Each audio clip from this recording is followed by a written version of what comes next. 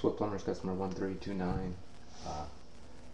It was cut and capped. We reinstalled valves, all the drain lines, basket strainers there. Dishwasher we ran through, but we're waiting on company to reinstall electrical. That's got a plug in on the back. We'll have to return and install that. But we got the water line there.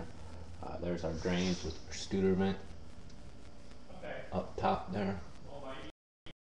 And we ran an ice maker line over to the ice maker through the cabinets.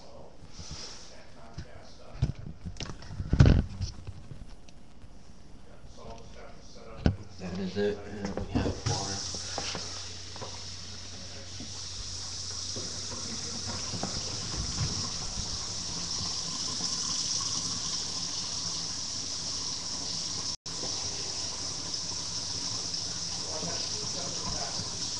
And that is it so far.